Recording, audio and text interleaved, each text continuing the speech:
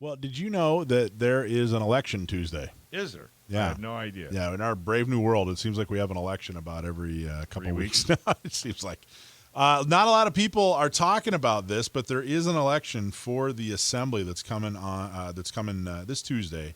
There are a number of bad candidates to choose from, which is always fun. But we have found one that is very, very good, and we wanted to talk to him a little bit more.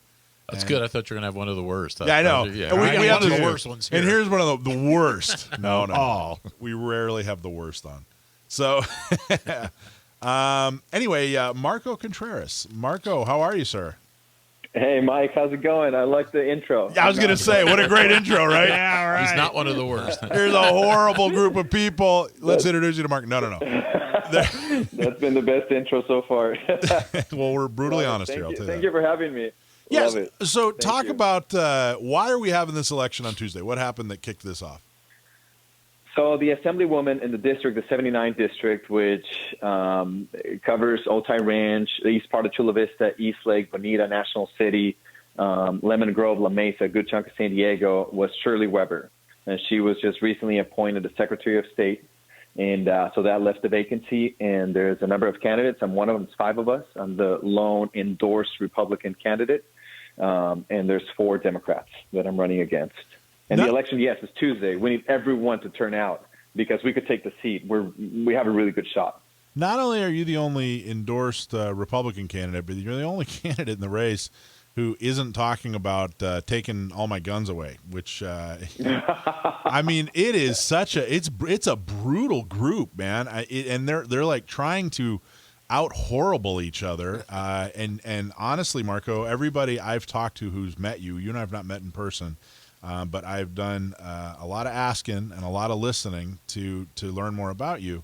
And you are definitely coming off as the adult in the room because the ridiculousness coming from your opponents is just mind-boggling. What's it like? How's it been running in this race? Well, first of all, thank you for your kind words. It's been, I'm not a politician. You know, I've been in business for 10 years. So I do have a lot of respect now, having done this, for everyone that ever decides to run for office. It's not glamorous, it's not easy, but it's been quite the journey. And for me, the reason why I decided to run was because, you know, I'm a person of faith, you know, in the spirit of Easter, I'm a Christian, and I felt like there was a calling on my life to run for office. I personally didn't like the way things were, you know, the direction of the country, the state. I think what happened in 2020 was very revealing of the policies that we have in Sacramento with the extreme and harsh lockdowns. You see the trend. It was just like exaggerated and seeing how the state really is. I feel like before it was just kind of hidden. But when you see that kind of government control, I just thought, you know what, this is the time to put up a fight. And we haven't had really a candidate really trying to take the seat in the last 10 years. So here's our shot. It's a special election. We have a really good chance. Is it one and done, or is it top vote getter and that's it, or is there going to be a runoff? So 50% plus 1 takes the seat. And if not, it's the top 2 go to a runoff. But here's the numbers. There's 280,000 voters, and there's only 47,000 votes that have been submitted. We're expecting 67,000 at the most, and there's 72,000 Republicans in the district. So if we just take half, we take the seat. So that's why if there ever was a shot, we all feel like this is it. So you said you're a business owner. What business are you in? What do you run? I'm in the international trade business. I own a customs brokerage. I have a license from Homeland Security that allows me to represent importers in the U.S. I also own a trucking company. So, yeah, I've been in it for 10 years, and it's been, you know, it's still going strong and doing really well. All right, Marcos, Mike already knows what I'm going to ask because Yeah. I'm the naysayer as far as elections go, since I personally believe that our presidential election was stolen. What is your confidence level that this will be an honest and fair and straightforward election? You know, I've asked too, and my team, I mean, we're working super hard. Honestly, feel like it's one of the best campaigns we've had in this type of races, the assembly. We've raised $180,000 in a little over 2 months. Some candidates raised that in 2 years. So we've been really fortunate. Some don't raise that in 2 years, Right. So that's really good. Yeah. But you know what's crazy though is because I have friends that are hardcore Democrats, and they're when I ask them, hey, why have you decided to be a Democrat? They say, well, for now I'm just with the people.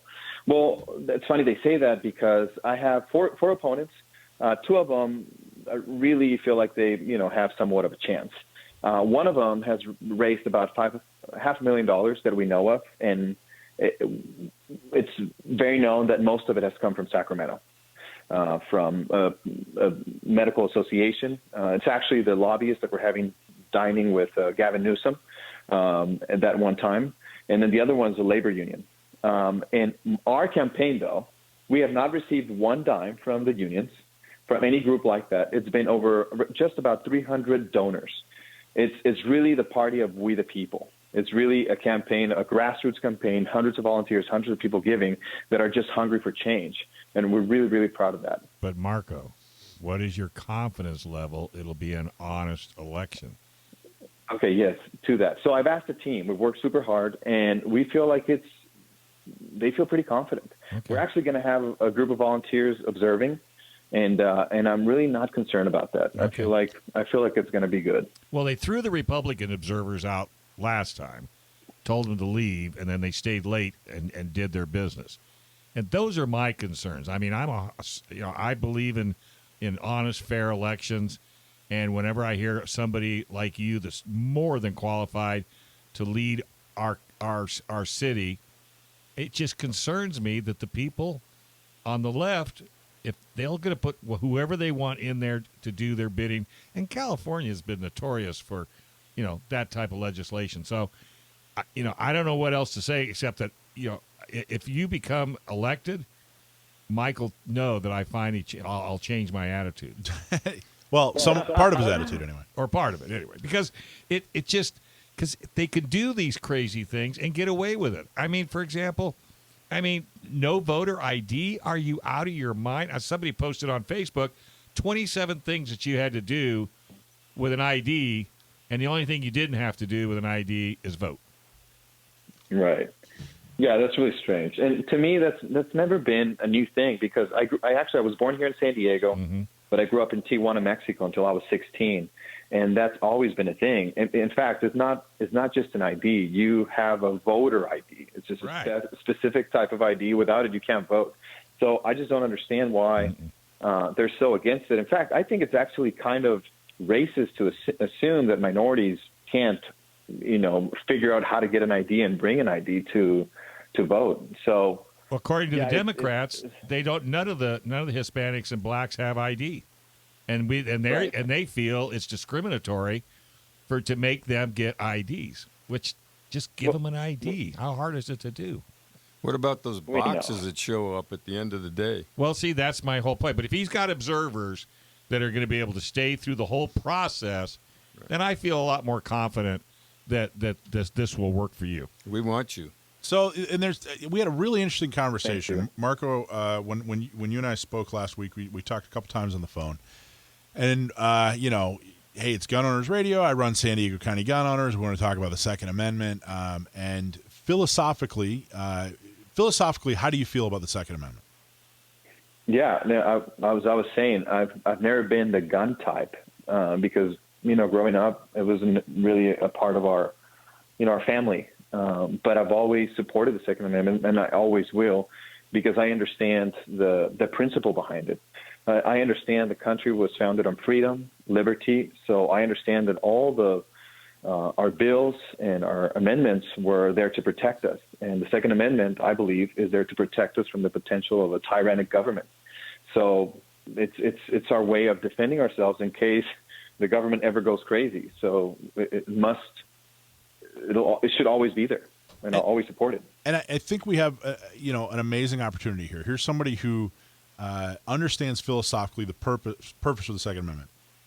But like many people, we do these educational shooting socials where we teach adults who've never touched a gun before how to shoot. They've gotten to 40, 50 years old, and they've never had the opportunity to shoot a firearm.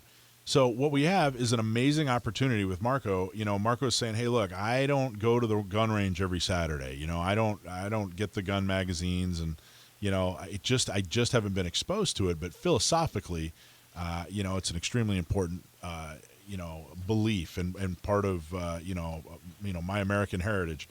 So what we need to do is give you those opportunities. Right now you're running a race, so we got to make sure that you're head and shoulders above everybody else. There's not a single other candidate in your race that would come anywhere near that opinion on the Second Amendment. All of them were squawking about, how they basically want to take your guns. They want to take your rights away. So obviously, we're not going to be able to educate you on everything you need to know on guns and the horrible gun laws in California. Now, you and I have already started this conversation and already talked about, CCWs and the assault weapons ban and the roster and some of the other things. And we're going to continue that conversation, but, Tuesday's the day. Right. How can people help you if they want to help you get elected? How can people help you work on your campaign? Well, let me say this too. I'm happy. Hopefully we win on Tuesday, and I'll be more than happy to have a conversation, sit down, and learn more about the issues. I mean that.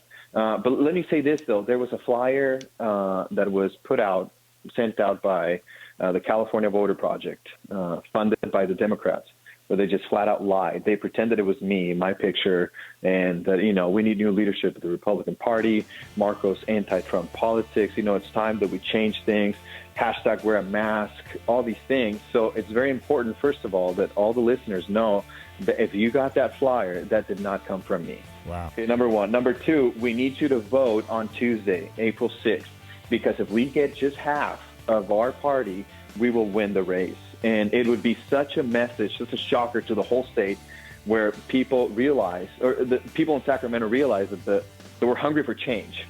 So also, if you feel inclined to donate to the campaign right now, we're on the last push, sending all of our videos via Facebook, Instagram to the voters, encouraging them to vote. So they can go to our website, marcocontreras.us, and they can donate, and that'll help us fund the rest of our campaign. And by the way, Marcos, when you're just sitting around, you're not doing anything, go to gunownersradio.com. All our shows are up there. You can listen to them all, and you'll be educated in no time at all. Fantastic. Thank you, Marco. Appreciate Thank you, sir. it. Good luck on Tuesday. Good luck. Make me wrong, sir. Make me wrong. All right. Thank you so much, guys. We're going to take a quick break. And guess who's coming up next? Thanks for watching this clip from Gun Owners Radio. You can watch us live every Sunday from 4 to 6 p.m. California time, right here on our YouTube channel, or if you're in the San Diego area, you can listen to us on 1170 a.m. We're also available on your favorite podcast platform for free. Don't forget to like and subscribe so that you can help restore and protect the Second Amendment, not just in California, but across the country.